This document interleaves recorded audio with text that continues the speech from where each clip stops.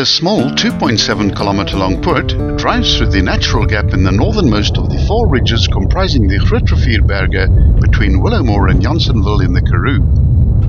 Typical of a poort, the road follows the path of the Plessierrivier and there's not much gain or loss in altitude. Both start and end points are at the crossings of the same river. The road is generally maintained to a reasonable condition and is suitable for all vehicles.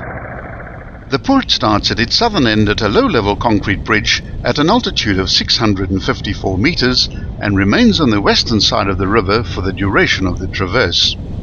Ahead, the poort can be clearly seen as the only gap in the mountains.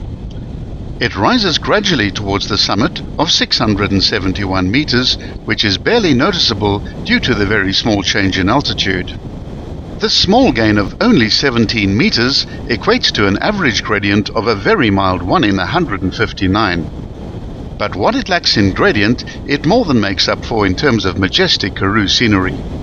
The rock formations visible in the poort include the Witpoort and Miller formations. The small railway station at the northern end of the poort is aptly named Miller.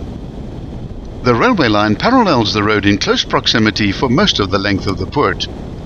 The road crosses the river once more at the 2.7 kilometer mark, and this is at the Plessierrivier, which is a south-flowing tributary of the dominant river in this region, which is the Grootrivier.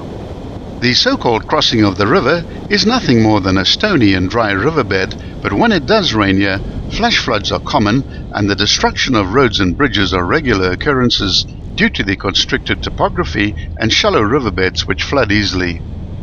Immediately after crossing the second bridge at the northern end of the poort, there's a fork.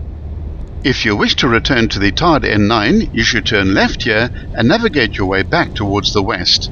If you want to head for Kliplaat, turn right and prepare yourself for a long and dusty drive.